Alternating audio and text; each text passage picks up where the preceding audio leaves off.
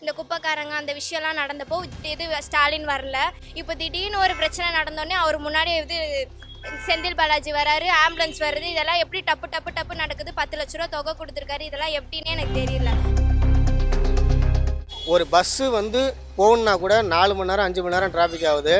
ஆனால் அங்கேருந்து ஹாஸ்பிட்டல் போகிறதுக்குள்ளாரையே பார்த்தீங்கன்னா செந்தில் பாலாஜி ஹாஸ்பிட்டலில் இருக்கார். ஒருத்தர் வளர்றது பிடிக்கலன்னு சொல்லுவாங்கல்ல, அது மாதிரி விஜய் அண்ணா, எங்கள் விஜய் அண்ணா மேலே வர்றது அவருக்கு பிடிக்கலண்ணா. மற்றபடி வேறு ஒன்றுமே இல்லை. டிஎம்கே மட்டும் தான் இதுக்கு எல்லாமே. போலீஸ்காரங்களும் நடு சென்டரில் தடியடி நடத்திருக்காங்க. அந்த தடியடி நடத்தினால தான் சென்டரில் தடியடி நடத்தும் போது என்ன பண்ணுவாங்க, மக்கள் எல்லாமே பயந்து போய் ஓட தான் செய்வாங்க. அப்போ ஓடும்போது என்ன ஆகும்னா கூட்ட நெரிசலில் மூச்சு விட முடியாமல் ரொம்ப கஷ்டப்படுறாங்க. ஏன்னா அவங்க கையில் ஆட்சி இருக்குது, அவ்வளோதான். எங்கள் கைக்கு வந்தோடனே இப்போ நாங்கள் பார்ப்போம். இல்லை கரூரில் பொறுத்த வரைக்கும் பார்த்தீங்கன்னா அங்கே டிஎம்கேனுடைய இது ரொம்ப டார்ச்சர் அதிகம். அவங்க செந்தில் பாலாஜினுடைய இது இன்னும் தாக்கம் இருந்துட்டு தான் இருக்குது. மீடியா இப்படிலாம் இருப்பாங்களான்னு ஒருத்தருக்கு மட்டும் ஃபேவராக பண்ணுற இந்த மீடியா சத்தியமாக சொல்கிறேன், இறந்து போனவங்க உயிருக்கு கண்டிப்பாக விஜய் அண்ணா ஏதாவது பண்ணுவார். விஜய் அண்ணா எதுவுமே பண்ணாமல் இருக்க மாட்டார். விஜய் அண்ணா பொறுத்த வரையில் நான் சொல்கிறேன், அவர் மேலே எந்த தப்பும் இல்லை. என்னவோ தளபதி இதெல்லாம் கொஞ்சம் எதிர்கொள்ளணும். ஏன்னா அவர் புதுசாக அரசியலுக்கு வந்திருக்காரு. இதுதான் அரசியல்.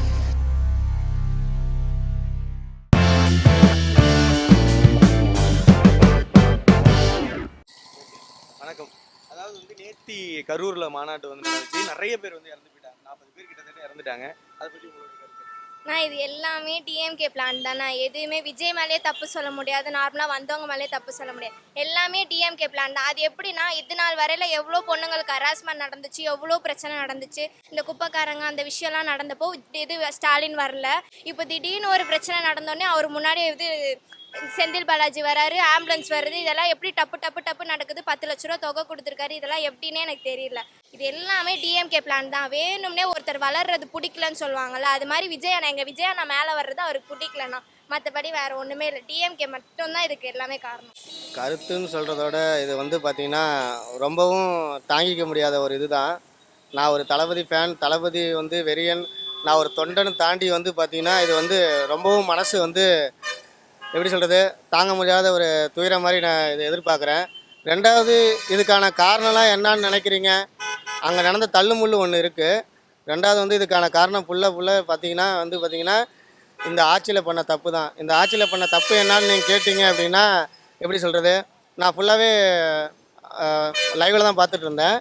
அப்போ பார்க்கும்போது பார்த்தீங்கன்னா அவர் அங்கே வர்றதுக்கு முன்னாடியே பார்த்தீங்கன்னா ஏதோ ஒரு ஆம்புலன்ஸ் பேர் சொன்னாங்க. அது எந்த ஆம்புலன்ஸு, நான் சாய் ஆம்புலன்ஸுன்னு சொல்லி ஒரு ஆம்புலன்ஸு. அது பார்த்தீங்கன்னா கிட்டத்தட்ட அந்த கூட்டத்துக்குள்ளேயே ஒரு 3-4 வாட்டி அந்த ஆம்புலன்ஸ் சுற்றி இருக்குது.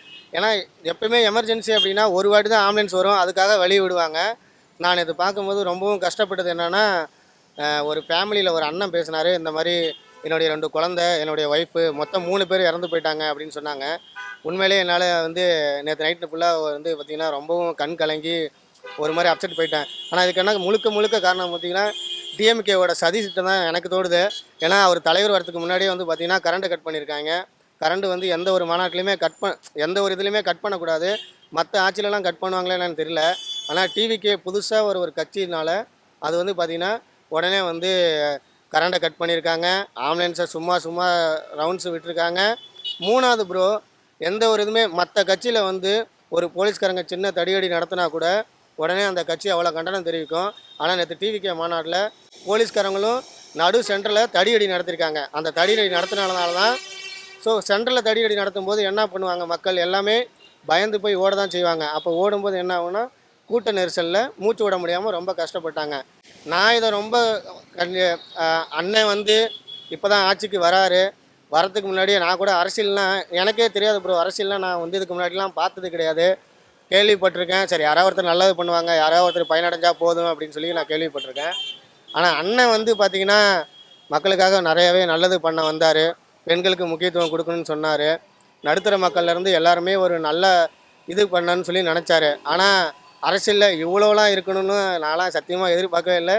இது ரொம்பவும் புதுசாக இருக்குது எனக்கு. எப்படி சொல்கிறது, இதை நினச்சி வருத்தப்படுறதா இல்லை இந்த மக்கள் இப்படியே இந்த மக்கள் பார்த்தீங்கன்னா பாருங்களேன், நம்மக்கிட்ட ஒரு விஷயத்தை ட்ராக் பண்ணிவிட்டு அடுத்தது மறுபடியும் பண்ணுறாங்க.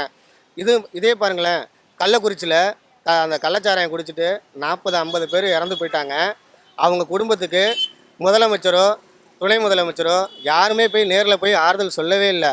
ஆனால் இந்த இன்சிடென்ட் நடந்து அந்த டிவிகே மாநாடு உங்களுக்கு நல்லாவே தெரியும். ஒரு பஸ்ஸு வந்து போகணுன்னா கூட 4 மணி நேரம் 5 மணி நேரம் டிராஃபிக் ஆகுது.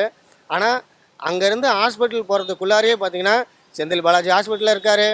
மொத்த மீடியாவும் ஆனால் நேற்று ரொம்ப கஷ்டப்பட்டது இந்த மீடியா நினச்சி தான் ப்ரோ கஷ்டப்பட்டேன். மீடியா இப்படிலாம் இருப்பாங்களான்னு ஒருத்தருக்கு மட்டும் ஃபேவராக பண்ணுற இந்த மீடியா சத்தியமாக சொல்கிறேன், அவங்களுக்கு இந்த மீடியா வந்து பார்த்திங்கன்னா இன்றைக்கி அவங்க வந்து நல்ல விஷயத்தை எடுத்து ஷேர் பண்ணால் போதும். ஆனால் நேற்று நான் பார்க்கும்போது சொல்கிறாங்க இங்கே வந்து முதலமைச்சர் அப்படின்றது செந்தில் பாலாஜி வந்துட்டார், விஜய் வந்து 40-30 பேர் கொண்டுட்டாங்க, 30 பேர் இறந்து போயிட்டாங்க, எந்த பதிலும் சொல்லாமல் ஃப்ளைட்டில் தனி விமானத்தில் போகிறாரு, சொகுசு விமானத்தில் போகிறாருன்னு சொல்லி இப்படி ஒரு சைடு பேசுகிறாங்க. உடனே பார்த்தீங்கன்னா கட் பண்ணால் இன்னொரு சேனலு முதலமைச்சர் முக்கிய ஆலோசனையில் இருக்கிறார், கரூர் கிளம்பிட்டார் அப்படி சொல்லி அது ஒரு பேட்டியில் போடுறாங்க. ஆனால் இது வந்து பார்த்திங்கன்னா முழுக்க கள்ளச்சாராயம் நடந்தது, அங்கே நேரில் போகல. மற்றபடி எத்தனோ விஷயத்துக்கு எவ்வளோ பெரிய விஷயம்லாம் நடந்திருக்கு, அதுக்கெலாம் நேரில் போகல. டிவிகே மாநாட்டில் இந்த மாதிரி ஒரு சம்பவம் நடக்குன்னு அவங்களுக்கு முன்கூட்டியே தெரிஞ்சிருக்கு ப்ரோ. தெரியாமலாம் இந்த மாதிரி கிடையவே முன்கூட்டியே தெரிஞ்சிருக்கு. நான் சாதாரண ஒரு எல்லாமே வாக்காளர் தானே சொல்கிறாங்க, நான் ஒரு வாக்காளராக சொல்கிறேன். முழுக்க இதில் சதி நடந்திருக்கு ப்ரோ. இதுக்கு கோர்ட்டு தலையிட்டு என்ன நடந்துச்சு ஏது நடந்துச்சுன்னு கண்டிப்பாக அவங்களுக்கான தண்டனை பெற்றுத்தருமாறு நான் கண்டிப்பாக கேட்டுக்கொள்கிறேன். ஒரு சின்ன இன்சிடென்ட் நடந்தால் கூட இப்போ எப்படி தெரியுமா, அப்பா டிவிகே மாநாட்டில் இது ஒரு கிடச்சிக்கிச்சுரா, இதை வச்சு நம்ம ப்ரொமோட் பண்ணிக்கலாம்டா அப்படின்னு சொல்லி நினைக்கிறாங்க மீடியாக்களே. உங்களை மக்களும் ரொம்பவும் நம்புகிறாங்க. ஒரே ஒரு ஆட்சிக்கு மட்டும் ஒரே ஒரு குடும்பத்துக்கு மட்டும் உங்களுடைய ஃபேவர் பண்ணவே பண்ணாதீங்க. ஒட்டுமொத்த தமிழக மக்களுக்கு தான். அதே மாதிரி காவல்துறையினரும் அதே மாதிரி தான், எல்லா மக்களுக்கான சேர்ந்து தான் நீங்கள் ப்ரோ. அங்கே நடந்ததுக்கான அங்கே கரூர் மக்கள் சொன்னாங்க, இதோட இன்னும் பெரிய இடம்லாம் எவ்வளவோ இடம் இருக்குது, அந்த இடத்த கொடுத்துருந்தா இந்த மாதிரி ஆயிருக்காதுன்னு சொல்கிறாங்க. அது பார்த்தீங்கன்னாவே மொத்தமாகவே ஒரு 25 மீட்ரு சாலை தான் சொல்லி சொல்கிறாங்க. அதில் அதாவது 2 சைடுமே இப்படி அடைக்கும் போது என்ன ஆகும் அப்படின்னா உங்களுக்கு நல்லா தெரியும். 2 சைடுமே இப்படி அழுத்தும் போது சென்ட்ரலில் இருக்கவங்க தான் பாதிப்பு. அண்ணன் பேசிகிட்டே இருக்கும்போது கரண்ட் கட் பண்ணிட்டாங்க. கரண்ட் கட் பண்ணதுனால ஐயோ அண்ணன் முகத்தை பார்க்க முடியாதா அப்படின்னு ஏங்குறவங்க நிறைய பேர். இவ்வளோ கூட்டம் கூடுது ஓட்டு போட மாட்டாங்க அப்படிலாம் கிடையாது. ஓட்டு போடுறது எங்களோட உரிமை. நாங்கள் அண்ணனை கண்டிப்பாக கொண்டு வந்து நிப்பாட்டுவோம், உட்கார வைப்போம், அது எங்களோட தனிப்பட்ட உரிமை. இருந்தாலும் அந்த இடத்துல அண்ணன் முகத்தை பார்த்தா எவ்வளோ பேர் சந்தோஷப்படுவாங்க அப்படின்னு ஆசைப்பட்டிருக்காங்க. தயவுசெய்து சொல்கிறேன், டிவிகே மெம்பர் யாருமே பார்த்தீங்கன்னா இன்னொரு ஃபங்க்ஷனில் இன்னொரு தலைவர் வராரு மீட்டிங்கில் தயவுசெய்து குழந்தைங்களை கூட்டிகிட்டு வராதிங்க, கர்ப்பிணி பெண்களை கூட்டிகிட்டு வராதிங்க. இது நான் எப்படி சொல்கிறது, நான் ஒரு டிவிகே சார்பாக இல்லாமல் ஒரு தமிழ்நாடு ஒரு பையனாக சொல்கிறேன். உங்களை வேண்டி விரும்பி கேட்டுக்கிறேன், தயவுசெய்து கர்ப்பிணி பெண்களோ மாற்றுத்திறனாளிகளோ இல்லை குழந்தைகளோ யாரும் தயவுசெய்து கூட்டிகிட்டு வராதிங்க அப்படின்னு என்னோடய ரிக்வெஸ்ட்டை நான் தெரிவிச்சுக்கிறேன். இல்லை, உயிர்ன்றது ரொம்ப விலை மதிக்க முடியாது. அது யாருக்கு வந்தாலும் அது கஷ்டமாக இருக்கும். இன்றைக்கி நிறைய பேர் தாய்மார்கள்லேருந்து எல்லாரும் அழுகிறத பார்க்கும்போது ரொம்ப கஷ்டமாக இருக்குது. அந்த மாதிரி இதுவும் நடக்கக்கூடாது. நடந்துருச்சு, இனி நடக்காமல் இருக்கிறதுக்கு நம்ம என்ன நடவடிக்கை எடுக்கணுமோ அதை எடுத்தால் எல்லாரும் சேஃபு, எல்லோரும் நல்லா இருக்கலாம். அதுதான் என்னோடய கருத்துங்க. ஃபர்ஸ்ட் ஆஃப் ஆல் பார்த்தீங்கன்னா பொதுமக்களுக்கு சரியான ஒரு வழிமுறைகள் இருக்கணும். அதாவது அவங்க கூட எல்லாருமே கூட நடத்துகிறாங்க. அதே கரூரில் டிஎம்கே மீட்டிங்கும் நடந்துச்சு கொஞ்ச நாளைக்கு முன்னாடி. ஸோ அங்கேயுமே லட்சக்கணக்கில் மக்கள் கூடினாங்க அப்படின்னு சொல்கிறாங்க. ஸோ அந்த மாதிரி நிறைய இடத்துல நிறைய நடக்குது. ஏன் நம்ம டிவிக்கே பார்த்தா கூட ஃபஸ்ட்டு மாநாட்டிலையும் சரி செகண்ட் மாநாட்டிலையும் சரி லட்சக்கணக்கான மக்கள் இருந்தாங்க. அங்கே இந்த மாதிரி ஒரு உயிரிழப்போ இந்த மாதிரி மயக்கம் அடைகிறது அதெல்லாம் நார்மலான விஷயம் ப்ரோ. பட் ஆனால் இதை நம்ம குறைய தூக்கி அப்படியே ஒரு தரப்பினர் என்ன சொல்கிறாங்க, நானும் நேற்று நைட்லேருந்து பார்த்துட்டு இருக்கேன் சோஷியல் மீடியா ஃபுல்லாக. ஒரு தரப்பினர் என்ன சொல்கிறாங்கன்னா விஜய் அந்த இடத்துலையே நிற்கலை, ஓடிட்டாரு, பயந்துட்டாரு.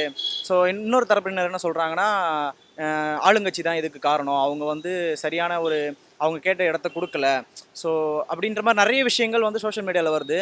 ஃபஸ்ட்டு விஷயம் முக்கியமாக தெரிஞ்சுக்கணும், டிவிகே தலைவர் விஜய் அவர்கள் முன்னாடி அறிக்கை விட்டிருந்தார், கர்ப்பிணி பெண்கள், வயதானவர்கள், குழந்தைகள் யாருமே நீங்கள் வர வேண்டாம், நீங்கள் டிவியில் நேரலையிலையோ இல்லை ஆன்லைன் மூலமாகவோ பார்த்துக்கலாம், நீங்கள் இந்த கூட்ட நெரிசலில் வர வேணாம்னு முன்னாடியே அறிக்கை விட்டுட்டார். ஸோ ரசிகர்கள் தொண்டர்களாக மாறும்போது ஒரு சில அவங்களுக்குன்னே ஒரு கட்டுப்பாடுகள் இருக்கணும்னு நான் நினைக்கிறேன். ஏன்னா ரசிகனாக நம்ம தலைவர் நம்ம தளபதி அப்படின்னு பார்க்குறது வேற, தொண்டர்களாக மாறும்போது கட்டுப்பாடுகள் இருந்தால் தான். ஏன்னா அந்த தொண்டர்களை பார்த்து தான் அந்த கட்சியை வந்து மதிப்பிடுவாங்க வெளியில் மற்றவங்க.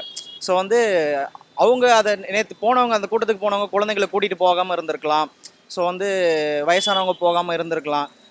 ஸ்பீச் எங்கேனாலும் கேட்கலாம் ப்ரோ. இப்போ போனதுனால நம்ம வந்து இவர் மேலே தப்பு அவர் மேலே தப்புன்னு சொல்லி ஒரு பிரயோஜனமும் கிடையாது. 39 உயிர் போயிருக்குன்னு சொல்கிறாங்க கிட்டத்தட்ட. ஸோ அதில் நிறைய குழந்தைகள் இருக்காங்க. இது வந்து இப்போ ஒரு நேஷ்னல் இஷ்யூவாக மாறிடுச்சு. ஸோ நாளைக்கு ஒரு கூட்டம், இப்போ இதே கட்சி நாளை அடுத்த வாரம் ஒரு சனிக்கிழமை ஒரு கூட்டம் போடும்போதும் சரி, இல்லை நாளைக்கு வேறு கட்சி ஒரு கூட்டம் போடும்போது சரி, மக்களுக்கு பயமாக தான் இருக்கும். அந்த கூட்டத்துக்கு போனால் நம்ம என்ன ஆகும், யார் மேலேயும் பழி சொல்ல முடியாது ப்ரோ. அவர் வந்து பதில் சொல்லாமல் போயிட்டாரு. நான் அதை எப்படி பார்க்குறேன்னா, அவர் அந்த இடத்துல நின்று பதில் சொல்லியிருந்தாரு அப்படின்னா இன்னும் கூட்டம் அதிகமாக இருக்கும்.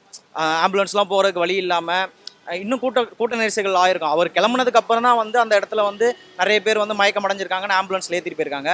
மறுபடியும் அதே இடத்துல நின்று இருந்தாருன்னா இன்னும் கொஞ்சம் ரஷ் ஆயிருக்கும் அந்த இடம். இன்னொரு பக்கம் பார்க்கும்போது நான் வந்து டிவிகே ஃபேன் தான் ப்ரோ. நான் வந்து தளபதி ரசிகன் தான், சின்ன வயசுலேருந்தே தளபதி ரசிகன். இப்போ நான் வந்து நானும் டிவிகேல உறுப்பினர் கார்டு வச்சிருக்கேன். ஆனால் ஒரு சில தொண்டர்கள் இருக்காங்க, அந்த மாதிரி வந்து நம்ம இருக்க வேணாம், நம்ம கொஞ்சம் மெச்சூர்டாக இருக்கணும். ஒரு சில விஷயங்கள் பண்ணணும். ஒரு சில விஷயங்கள் இப்போது தளபதியை பற்றி பேசினாலே போய் கமெண்ட் செக்ஷனில் போய் அடிக்கிறது அந்த மாதிரி இருக்கக்கூடாது. நம்மக்கிட்ட என்ன குறைகள் இருக்குது, நம்மக்கிட்ட என்ன நிறைகள் இருக்குது, அதை நம்ம வெளியே கொண்டு வரணும். அதே மாதிரி நேற்று ஆல்ரெடி அவர் அறிக்கையில் கேட்டிருந்த மாதிரி அவர் கேட்டிருந்த இடத்த கொடுத்துருக்கலாமோ, மக்கள் அதிகமாக நிற்க வேண்டிய இடத்த கொடுத்துருக்கலாமோ, இன்னும் கொஞ்சம் போலீஸ் பாதுகாப்பு போட்டிருக்கலாமோ. நிறைய சேனல்ஸில் சொல்கிற மாதிரி கொஞ்சம் சந்தேகமாகவும் இருக்குது. ஏன்னா திடீர்னு அப்படியே முதல்வன் படத்தில் பார்க்குற மாதிரி இருக்குது. திடீர்னு ஒரு கலவரம் உண்டாகுது, திடீர்னு இத்தனை பேர் இறக்குறாங்க அப்படின்ற மாதிரி இருக்குது. என்னவோ தளபதி வந்து இதெல்லாம் கொஞ்சம் எதிர்கொள்ளணும். ஏன்னா அவர் வந்து புதுசாக அரசியலுக்கு வந்திருக்காரு. இதுதான் அரசியலை கொஞ்சம் கற்றுக்கணும். அவர் கற்றுக்கிட்டே இருக்காரு. இதை கொஞ்சம் மேம்படுத்திக்கணும். இறந்த எல்லா நம்ம டிவிகே கட்சியில் இருக்கிறவங்களாலும் சரி, இல்லை இல்லாதவங்களாக இருந்தாலும் சரி, எல்லாருக்குமே என்னோட ஆழ்ந்த இரங்கலை நான் தெரிவிச்சுக்கிறேன். தளபதியுமே அவரோட இரங்கலை தெரிவிச்சிருக்காரு. ஸோ நெக்ஸ்ட் டைம் இது மாதிரி ஒரு மீட்டிங் நடக்கும்போது நமக்கே தெரியணும், நம்ம குழந்தைகளை நம்ம கூட்டிகிட்டு போகக்கூடாது, கர்ப்பிணி பெண்கள் போகக்கூடாது, வயதானவர்கள் போகக்கூடாது. ஏன்னா அங்கே போனால் தண்ணி கிடைக்காது, காலையிலேருந்து வெயிட் பண்ணணும். ஸோ இந்த மாதிரி நிறைய விஷயங்கள் இருக்குது. இளைஞர்கள் வந்து நான் இன்னொரு முக்கியமான விஷயம் சொல்லிக்கிறேன், டிவிகேல இருக்க யங்ஸ்டர்ஸ்க்கு சொல்லிக்கிறேன். ஒரு மீட்டிங் நடக்கும்போது மரத்து மேலேயோ கரண்ட் கம்பத்து மேலேயோ தகரத்து மேலேயோ நிற்கிறதுனால உங்களுக்கு பாதிப்பு ஏற்படலைனாலும் அது வேற ஒருத்தங்களுக்கு பேக் ஃபயர் ஆகும். ஸோ கூட்ட நெரிசலில் இப்போ மொத்த பழியுமே வந்து ஓவராலாக வந்து டிவிகே தொண்டர்கள் மேலே வந்து விழுது. ஸோ அதை வந்து நம்ம ஃபேஸ் பண்ண வேண்டாம். கொஞ்சம் டீசெண்டாக எல்லா இடத்துலையுமே நடந்துக்கிட்டோம்னா அதை அப்படியே கொஞ்சம் மேனேஜ் பண்ணிக்கலாம்னு சொல்லிக்கிறேன். ஸோ இதை வந்து ஒரு பழியாக பார்க்காம இது ஒரு செய்தியாக பாருங்கள். இதை தெரிஞ்சுக்கிட்டு நாளைக்கு ஒரு மீட்டிங் நடக்கும்போது நீங்கள் கொஞ்சம் ஜாக்கிரதையாக இருந்துக்கணும் அப்படின்னு மக்கள்கிட்ட சொல்லிக்கிறேன் ப்ரோ. அவ்வளோ ப்ரோ. இல்லை எல்லாருமே மாலை நடத்துகிறாங்க, இடம் கொடுக்குறாங்க. நம்ம வரக்கூடாதுன்னு இடம் கொடுக்குறாங்கன்னு இல்லையோ, இதுக்கு முன்னாடி நடந்தது அதுலேயும் இடம் கொடுக்கல. அதான் இடம் தான் ப்ரோ பிரச்சனை. ஆனால் நிறைய பண்ணுறோம், மற்ற கட்சிகளோட நம்ம கரெக்டாக தானே பண்ணுறோம். சேஃப்டி வைஸ் பார்த்து சைக்கிள்லாம் போட்டு சேஃப்டி தான் கொண்டு வரோம். கரெக்டான இடம் கொடுத்து தான் நம்ம இப்போ கரெக்டாக பண்ணலாம் ப்ரோ. இடம் ஸ்பேஸ் பிரச்சனை தான் சொல்கிறாங்க, நம்ம போய் நேராக பார்க்கல. ஸ்பேஸு பிரச்சனை தான். அதுக்கேற்ற மாதிரி இடத்த நம்ம இதுக்கு முன்னே நடந்ததெல்லாம் கொஞ்சம் ஸ்பேஸ் பெருசாக வச்சுருந்தாங்க, அதனால் எந்த பாதிப்பு இல்லாமல் இருந்தது. ஸ்பேஸ் எந்த அளவுக்கு இருக்கோ அந்தளவுக்கு சேஃப் இருக்கும், அதை நம்ம உறுதிப்படுத்திக்கணும்.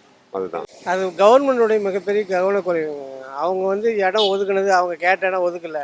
அதே மாதிரி விஜயும் வந்து அவங்க அந்த இடத்துக்கு வந்து ஒரு சரியான ஒரு பாதுகாப்பு கொடுத்து இவரும் கொஞ்சம் அனுசரித்து போயிருக்கணும். இவருமே சரியாதுங்கள, கவர்மெண்ட்டு அவங்க கேட்ட இடத்த ஒதுக்கலை, அவங்களும் சரியான ஒரு பாதுகாப்பு கொடுக்கல. இதெல்லாம் ஒரு திட்டமிட்ட சரியாக தான் நினைக்கிறேன். அது பெரிய வருந்தத்தக்கக்கூடிய ஒரு விஷயம். அதில் என்ன பிரச்சனை இருந்துச்சுன்றது இனிமேல் மீடியாவை பார்த்தாட்டும் தெரிஞ்சுக்கலாம்.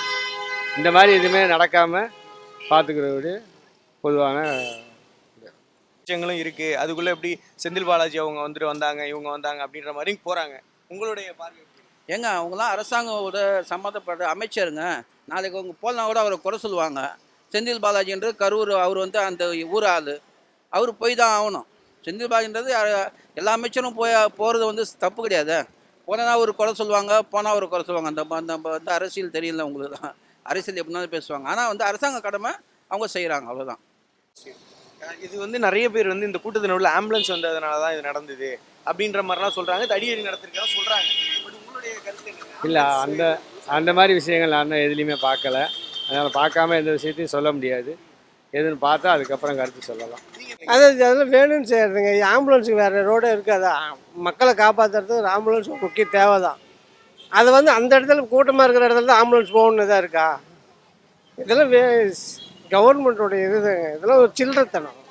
ஏடிஎம்கே வருது ஆம்புலன்ஸு, அவருக்கே வருது ஆம்புலன்ஸ், எம்டி ஆம்புலன்ஸ் வருது. இப்போ ரீசெண்டாக கூட பார்த்தீங்கன்னா எம்டி ஆம்புலன்ஸ் அடிச்சு ஆம்புலன்ஸ் டிரைவர் கூட ஹாஸ்பிட்டல் அனுப்பிட்டாங்கல்ல. இது என்ன இந்த ஆம்புலன்ஸ் பிரச்சனை, புது பிரச்சனை? ஆமாம் ப்ரோ, 4 கூட்டம் நிற்கிது, ஆம்புலன்ஸ் வந்து வழி விட்டு தானே ஆகணும், பேச்சு தடைபடும்ல, அந்த மாதிரி தான். இது திட்டமிட்டு நடக்குது. திட்டமிட்டு தான் ப்ரோ. ஏன்னா அவங்க கையில் ஆட்சி இருக்குது, அவ்வளோதான். எங்கள் கைக்கு வந்தோடனே இப்போ நாங்கள் பார்ப்போம்ல. நேற்று நடந்த கூட்டத்திலுமே நிறைய 2-3 ஆம்புலன்ஸ் உள்ள வந்தது. 2-3 ஏகப்பட்டது வந்துச்சு ப்ரோ. மொத்த ஆம்புலன்ஸுமே அங்கே தானே இருந்தது. இல்லை கரூரில் பொறுத்த வரைக்கும் பார்த்தீங்கன்னா அங்கே டிஎம்கேனுடைய இது ரொம்ப டார்ச்சர் அதிகம். அவங்க செந்தில் பாலாஜினுடைய இது இன்னும் தாக்கம் இருந்துகிட்டு தான் இருக்குது. அவர் பண்ணுறதுனால அங்கே இப்போ எடப்பாடி கூட வந்தப்போ அவங்க சரியான ஒரு இடம் ஒதுக்கீடோ எழுதுறதுக்கோ சுவர் எழுதுறதுக்கோ ரொம்ப விளம்பரம் பண்ணுறதுக்கு இல்லை. மார்ச் 1ஆம் தேதி பிறந்த நாள் கொண்டாடுறதுக்கு இப்பயே செவுத்தில் எழுதுறாங்க. இது எந்த விதத்தில் நியாயம்? கோர்ட் சொல்லியிருக்கிறான் 3 நாளைக்கு முன்னே தான் கட் அவுட்டில் வைக்கணும்னு சொல்லியிருக்கிறான். 30 நாளைக்கு முன்னே 1 மாதத்துக்கு முன்னே வைக்கிறாங்க. இதெல்லாம் எந்த விதத்தில் நியாயம்? ஆமாம், இப்போ எப்படி சொல்கிறது, அந்த இடத்துல இருக்கும்போது திடீர்னு எதுக்கு ஆம்புலன்ஸ் வரணும், இந்த சைடுக்கா எதுக்கு ஆம்புலன்ஸ் வரணும்? ரெண்டாவது இவங்க கேட்ட இடம் ஒன்று, கொடுத்த இடம் ஒன்று. இவங்க கேட்ட இடம் எதுக்கா தப்பாக எப்படி சொல்கிறது, பெரிய இடமா கொடுத்துருக்கலாம் இல்லையா? அது எதுக்கு இவங்க சின்ன இடமா கொடுத்துருக்காங்க? அதுவும் ரோடு வந்து பள்ளம் தோண்டி வச்சுருக்காங்க, வேணும்னே எல்லாமே பிளான் பண்ணி நடந்த இதுன்னா. மற்றபடி இது எல்லாமே டிஎம்கே பிளான் தான். விஜய் அண்ணா மேலே தப்பு சொல்ல முடியாது, வந்தவங்க மேலே தப்பு சொல்ல முடியாது. ரெண்டாவது சின்ன குழந்தைங்கள கூட்டிகிட்டு வந்திருக்க கூடாது. 5 வயசு பசங்க, 10 வயசு பசங்க இவங்கெல்லாம் இறந்து போகிற காரணம் கூட்டம் அதிகமாக இருக்கும்னு முன்கூட்டியே பேரண்ட்ஸ்க்கு தெரிஞ்சிருக்கும். அப்படி இருக்கப்போ கூட்டிகிட்டு வந்திருக்க கூடாதுண்ணா. மற்றபடி வேற ஒன்றும் இல்லை. எல்லாமே வர்றாரு. ஆமாம், எங்கள் விஜய் அண்ணா வர்றது அவங்க யாருக்குமே பிடிக்கல. இப்போ அவர் வந்தாருன்னா அவர் இது பண்ணிடுவாருன்ற ரீசனால டிஎம்கே மட்டும்தான் காரணம். மற்ற யாருமே இது இல்லை. நாங்கள் வேற எந்த இதுவுமே தப்பா சொல்ல, டிஎம்கே மட்டும்தான் காரணம். அதே நேரத்தில் இடமும் வந்து நெரிசலான இடம் கொடுத்ததா. ஆமாம் ஆமாம், நான் உண்மையா இடமே எப்படி சொல்கிறது, ரொம்ப சின்னதான இடம். ஏன்னா திருச்சியில் நடந்துச்சு இதே மாதிரி. திருச்சியில் எந்த விதமான ஒரு பிரச்சனையும் நடக்கல, எந்த ஒரு இதுவும் நடக்கல. இப்போ வந்து கரூரில் நடக்கும்போது மட்டும் ஏன் இந்த மாதிரி பிரச்சனை நடக்கணும்? வேணுமே ரோடு வந்து பள்ளம் தோண்டி இருக்காங்க, ரோடு இந்த மாதிரி தான் இருந்திருக்கு. அப்படி இருக்கப்போ சின்னதான இடம் கொடுக்கப்போ அப்போ டிஎம்கே தான் மொத்தமாகவே காரணம் எல்லாத்துக்குமே. ஏன்னா இவங்க கேட்டது என்னவோ பெரிய இடம், ஆனால் இவங்க கொடுத்தது என்னவோ சின்ன இடம். மொத்தமாகவே டிஎம்கே மேலே தான் தப்பு. இறந்து போனவங்க உயிருக்கு கண்டிப்பாக விஜய் அண்ணா ஏதாவது பண்ணுவார். விஜய் அண்ணா எதுவுமே பண்ணாமல் இருக்க மாட்டார்.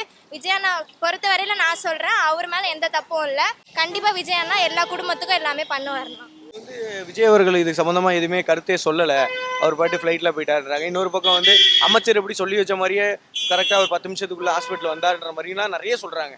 அதை பற்றி உங்களுடைய அது தெரியல சார், நம்ம நேராக பார்க்கல. நம்ம அதை பற்றி தெரியல, நோ ஐடியாஸ் இல்லை ப்ரோ, அதை பற்றி என்ன டீட்டெயிலாக தெரில. நான் மேக்ஸிமம் வந்து இடம் கட்டினா நம்ம எந்த பிரச்சனையும் இருக்கிறது இருக்காதுல்ல. ரோட்டில் இருந்து இருக்கும்போது அது நடக்குதா சரி. உங்களோட பாயிண்ட் ஆஃப் வியூவில் இது நிறைய பண்ணிக்கிட்டே இருக்காரு, தொடர்ந்து கூட்டம் சேர்ந்துக்கிட்டே இருக்கு. ஸோ இதுக்கப்புறம் தடுத்து நிறுத்துற ஒரு வழியாக இது ஏதாவது நடந்துச்சோ அப்படின்ற மாதிரி ஒன்றும் இல்லை ப்ரோ. 2026 அவர் கையில் தானே இருக்குது. அதை தடுக்க பல பேர் பண்ணுறாங்க. அந்த மாதிரி தான் ப்ரோ. அதெல்லாம் இது ஒரு எக்ஸாம்பிளாக இருக்கிறார். அடி கொடுக்குது. ஆனால் இது சம்மந்தமாக இந்த உயிரிழந்தவங்களுக்கு நீங்கள் என்ன இல்லை, எவ்வளோ நஷ்ட ஈடுன்றது எல்லாம் இல்லை. அது வந்து எவ்வளோ நஷ்டம் இருந்தாலும் உயிரை கிடைக்காது. இனிமேல் இல்லாமல் பார்த்துக்கிறது நம்மளோட கடமையாக இருக்கணும். பொதுமக்களும் கொஞ்சம் சேஃபாக இருக்கிறதுக்கு ஏற்ற மாதிரி நம்ம அந்த மாதிரி சுச்சுவேஷன் நம்ம யூஸ் பண்ணணும். குழந்தைங்களை அவாய்ட் பண்ணணும். பெரியவங்க மட்டும் போகிறதுல தப்பு இல்லை. அவங்களும் போனாலுமே தேவையான அளவுக்கு அவங்க என்ன வேணுமோ அதெல்லாம் நம்ம கையோட கொண்டு போகிறது பெஸ்ட்டுன்னு நான் நினைக்கிறேன். அவ்வளோ.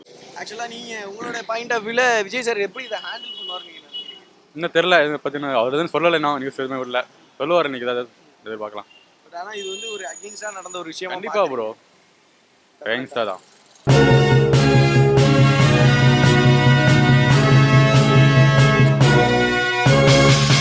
உடனுக்குடன் அப்டேட் தெரிந்து கொள்ள ஜெம் டிவி தமிழ் ஆப்பை இன்ஸ்டால் செய்யவும்.